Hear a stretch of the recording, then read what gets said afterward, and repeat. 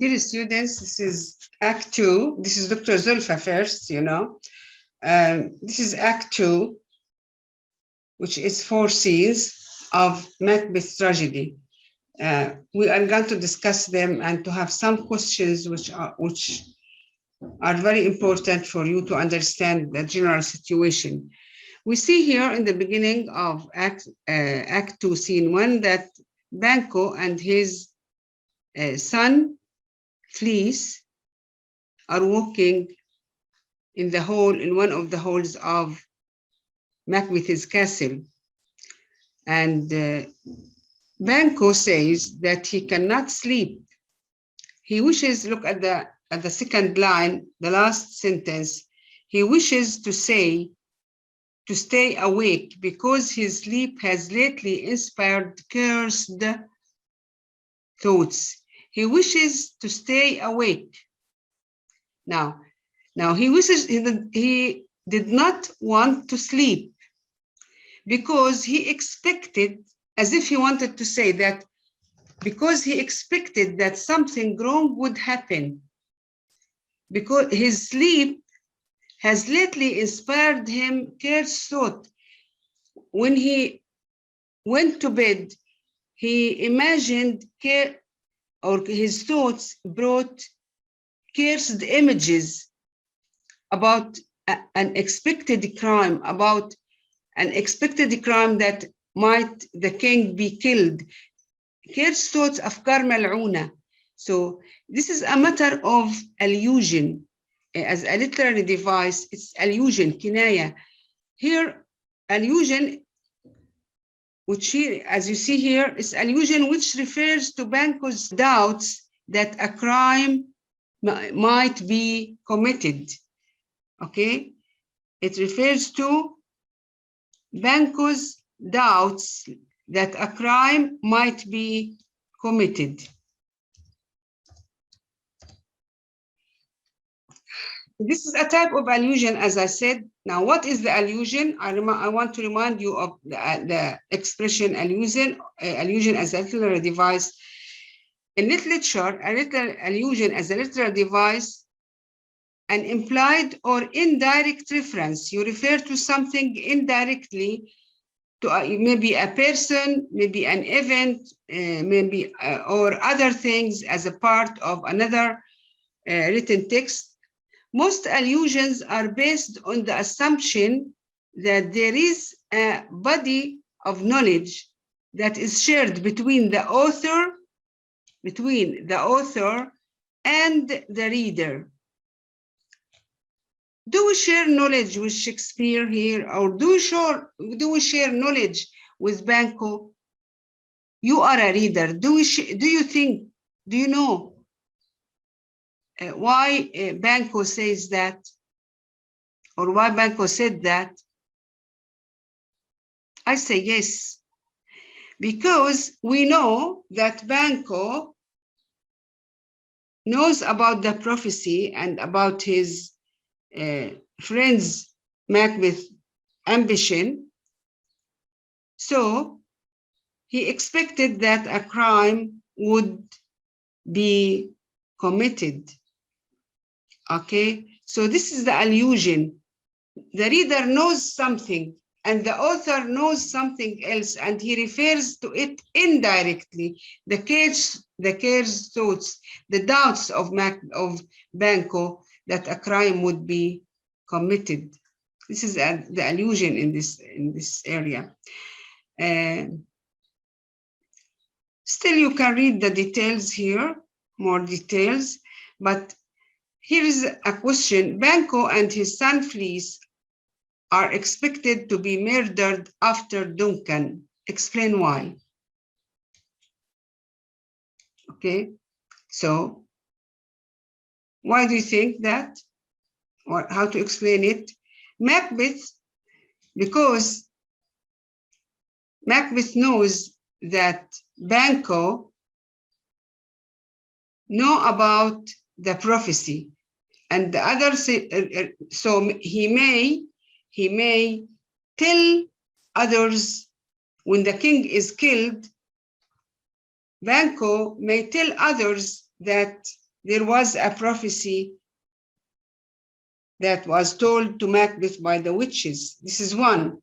And the other part of the prophecy, that the children of Banquo would be kings. So, of course, Macbeth did not want that, so he would kill anyone who may achieve, or who might achieve that prophecy. Okay? So, Macbeth has a vision in this section, in this act also. Macbeth has a vision of a dagger floating in the air before him. A dagger floating in the air. What type of literary devices is this? A dagger floating in the air. Can a dagger float? Only a ship or a boat floats on water, on the sea. A dagger cannot float, and we don't have a sea to float on, or we don't have water to float on. So what type of literary devices is this? It is metaphor. Okay. Okay, floating in the air before him. Okay. Was it a real, the question also, was it a real dagger? Comment. Actually, it was not a real dagger. It's something made by Macbeth's imagination. It is a matter of hallucination, remorse, conscience, remorse, feeling guilty. Now, this is before murdering the king, Duncan. Okay, but he feels that his gun, or he was going to do something wrong. So it is a matter of hallucination. It wasn't a real dagger. It was a matter of hallucination, remorse, and guilt. Okay. She claims now, Lady Macbeth, Lady Macbeth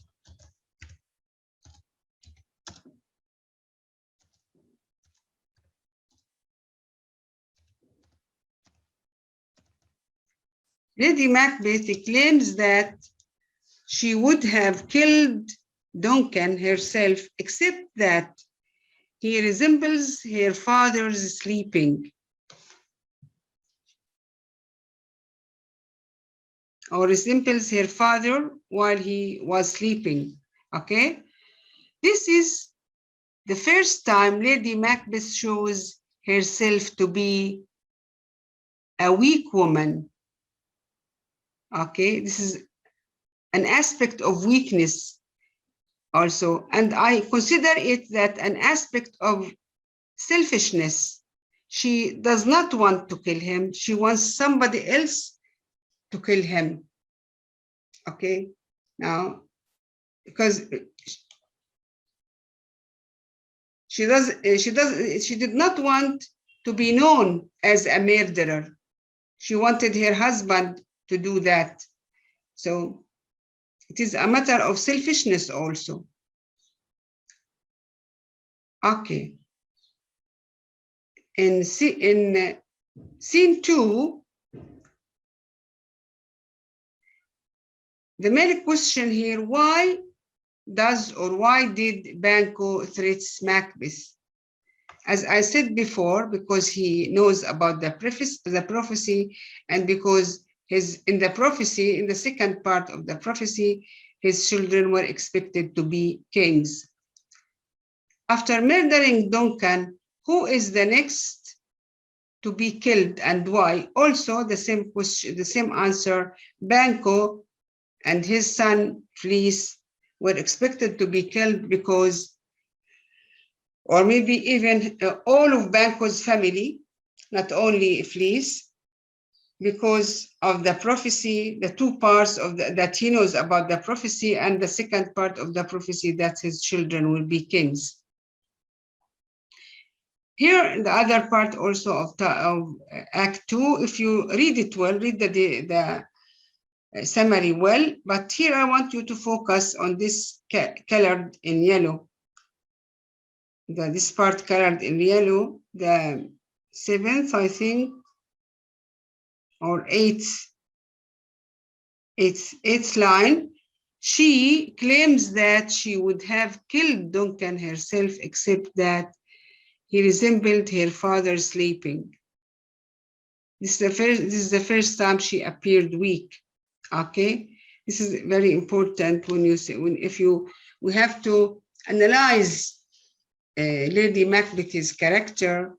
This is one of the aspects that should be mentioned, as she was not only evil and planning to murder, she not very ambitious to be a queen, but also she has her weakness as a human being.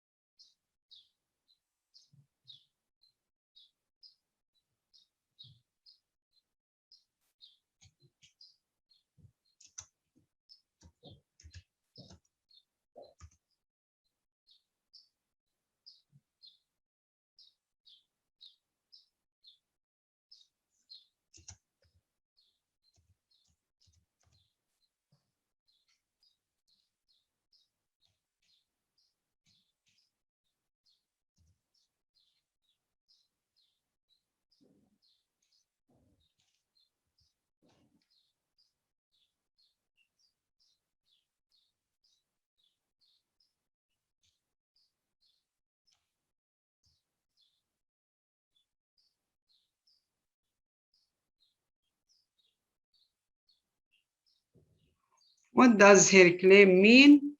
It means that she has her own weakness, or her human being weakness.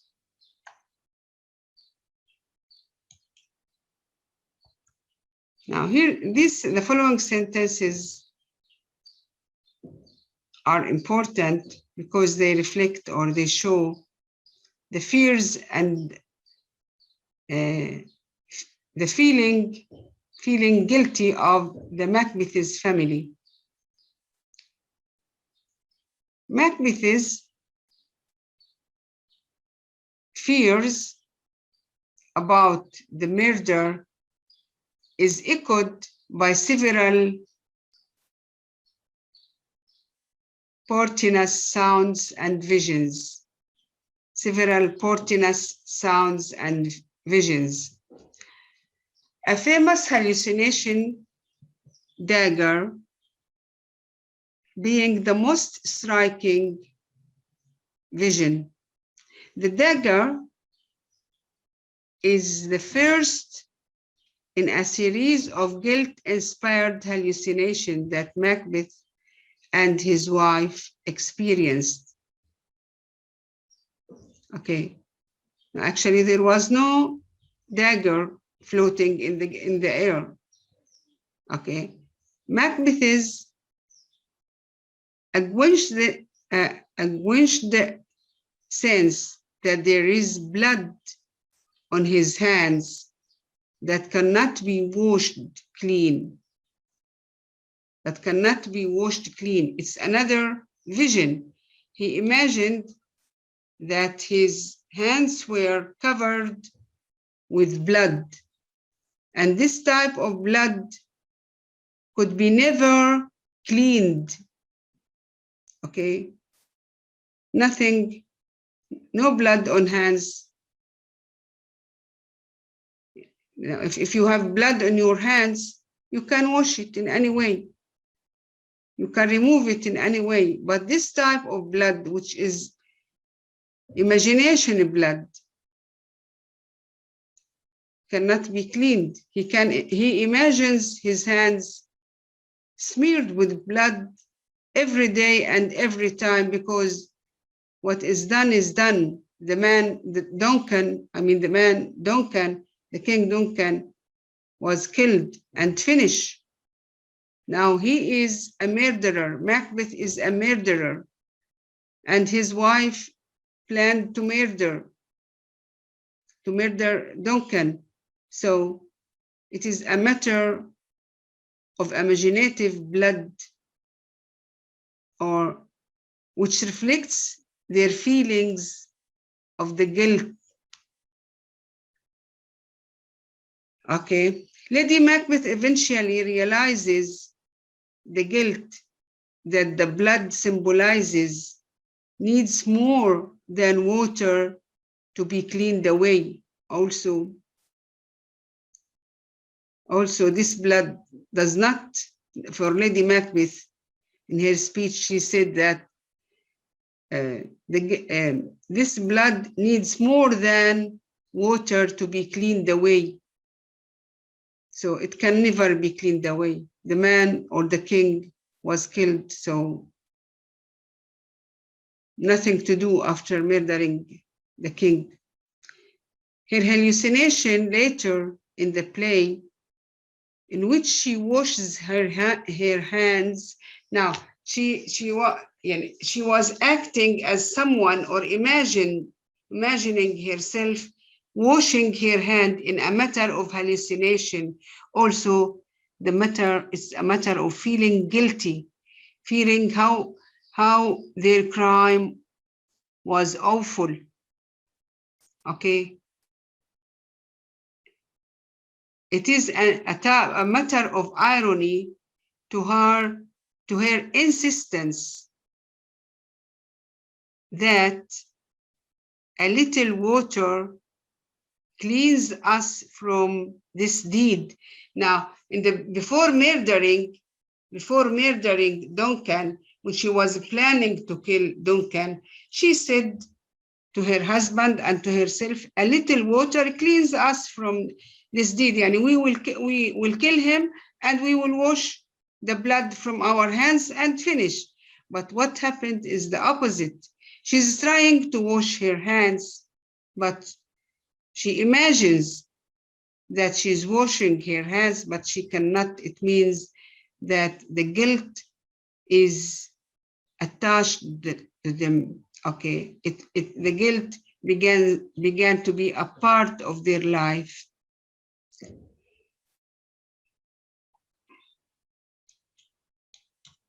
So all of these situations reflect their suffering, their feeling guilty, seeing the guilt in front of them, and so on. The other part here in scene 3, on hearing the terrible revelation, look at this statement. On hearing the terrible revelation, the Macbeth's family acts are beyond suspicion. No, it means nobody doubted Macbeth or his wife, Macbeth's family, about the murder. But Macbeth admits to having killed the guards of the king. Okay, he admits just that he killed the guards because he wanted to tell people that he was so angry of the guards, because he wanted to tell people that, to let people imagine or expect that the guards killed the king. Okay.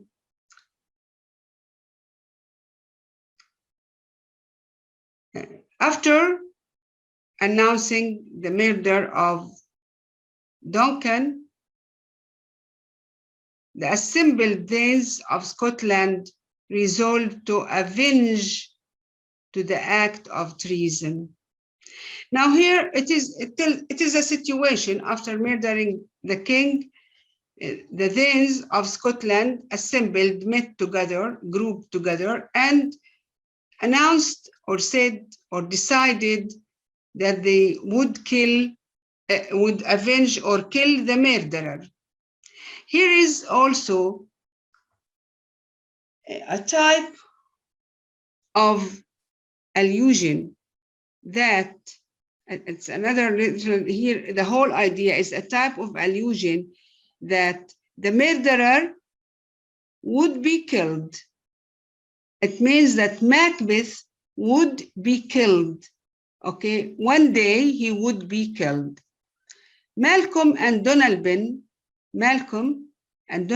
they are the sons of Duncan, thought that the people of Scotland would accuse them of killing their father to be on the throne themselves.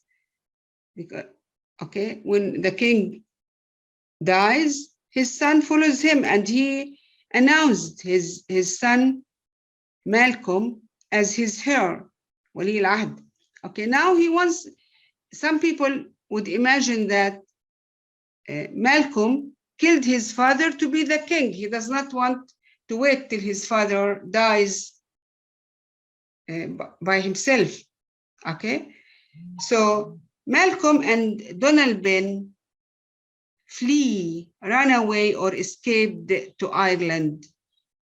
Okay, I think that because they don't, some people will consider them in charge of their father's murder, and for another reason, that they thought that the murderer of their father would kill them, would murder them in order to be the king, or for any other reason.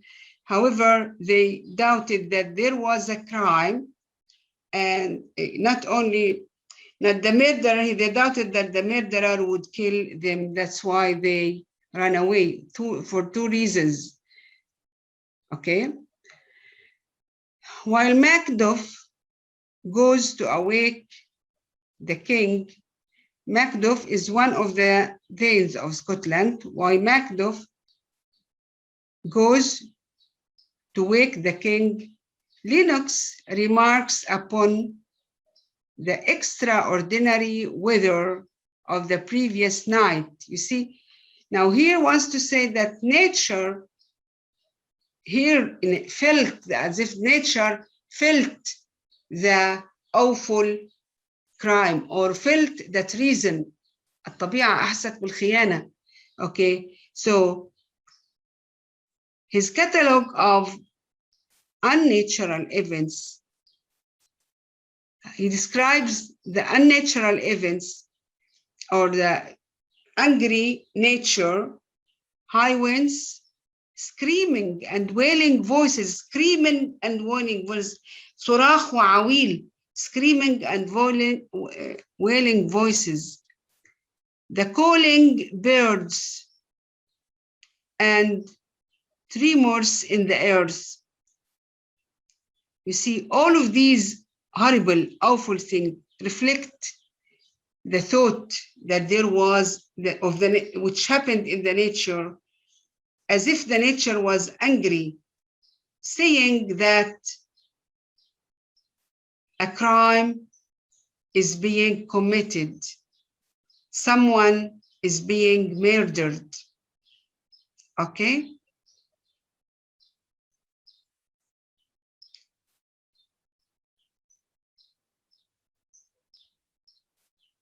His speech suggests a direct connection between the events of the universe at large and the events within the castle.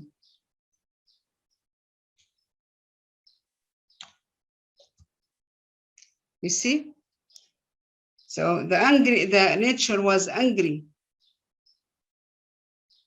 because it expected that someone would be killed, or the king would be killed.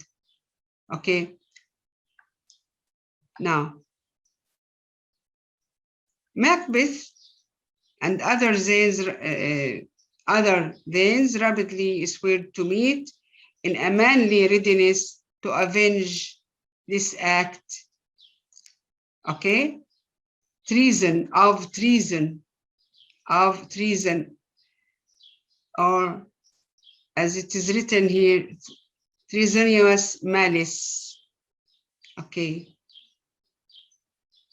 Which means that revenge is coming against the murderer, whoever was the murderer.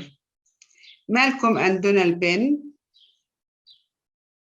alone remain to voice their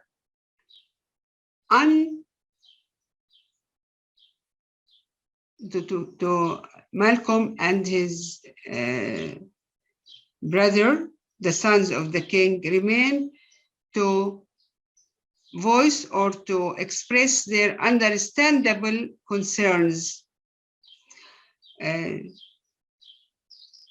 They said something here, as you see, in the inverted commas, to show unfelt sorrow is an office. This is an old language, which the false man does say. Now, here, unfelt sorrow, now, and some people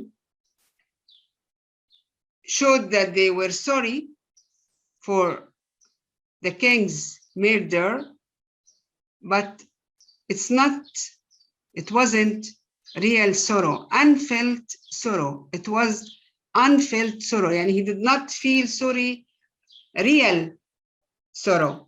Okay, they did not. Some people they say that some of the Danes who knew about the murder were not really sorry, but they were pretending that they were sorry, which the false man does easy. False man, the people, the hypocrite people, false men does easy. They pretend that they were sorrow, but this was false.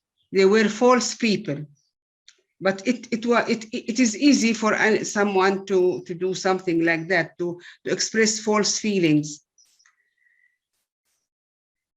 Where we are, there is daggers in the men's smile. This is a very important voice now. Where we are here now in the castle, where we are, there is dagger in the men's smile. Daggers in the smile. You see the word daggers and smile. They are opposite ideas, opposite words. A dagger brings death, and the smile is something brings happiness. So these people who pretend that they are happy for something, you expect that they are hiding something, killing. Okay, so it means that someone among the Danes is a false one. Okay, and in his smile there is a dagger.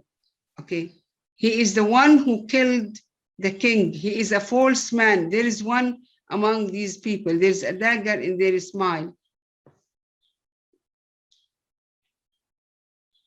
Like when we say in Arabic, يعطيك من طرف اللسان حلاوة ويروغ منك كما يروغ الثعلب.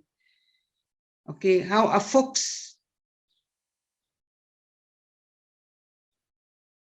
deceives people. يخدع الناس. So in the smiles there are daggers.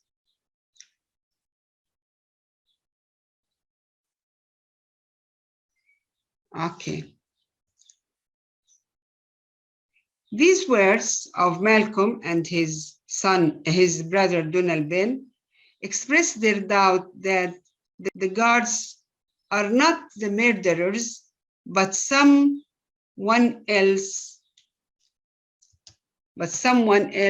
who expresses false sorrow.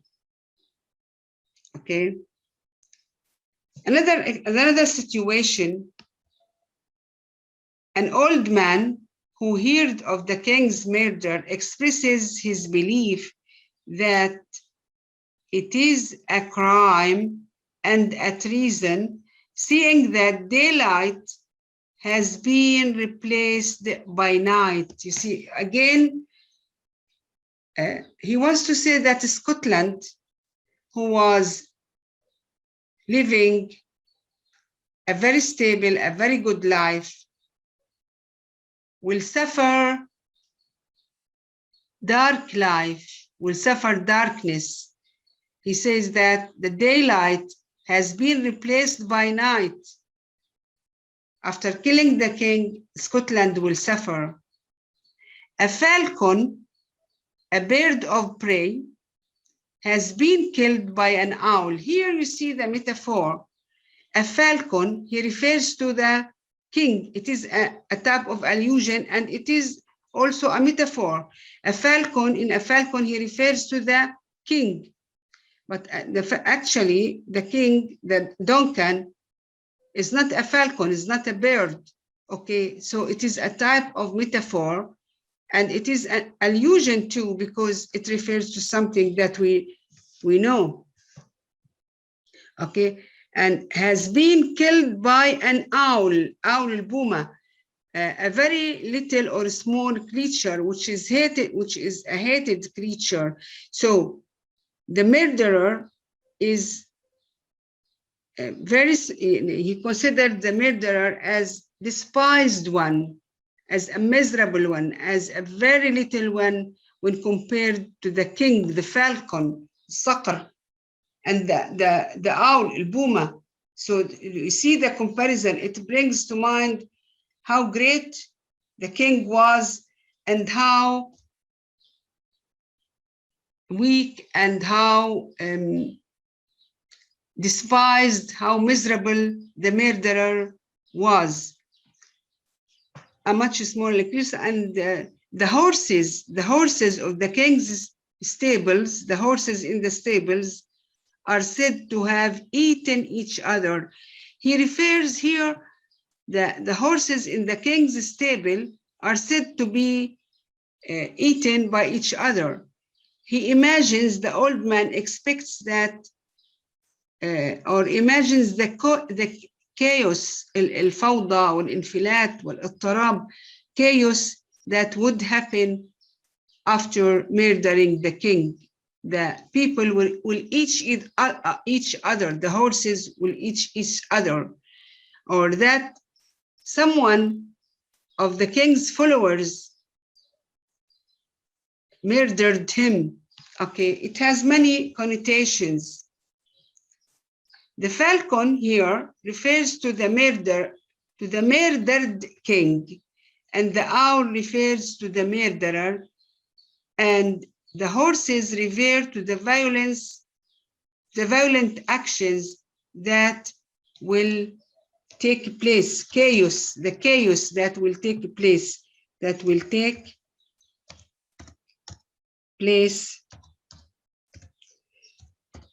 in Scotland.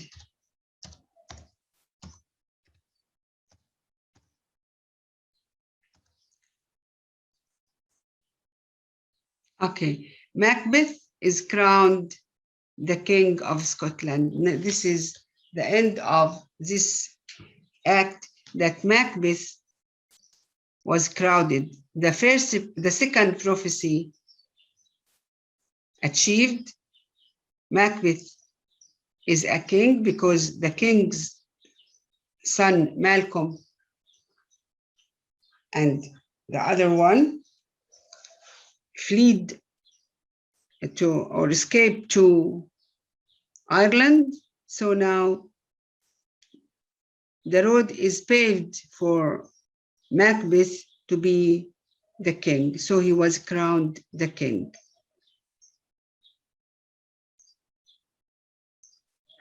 You have to know here that the climax happened in this act. The second of murder forms the climax and the basis for the whole events that would follow. Okay, this is the climax of the whole tragedy. Okay, thank you very much. Please study these questions well. Try to find other analysis if you can, and so on. Thank you very much. This is the end of Act 2. Thank you. See you later.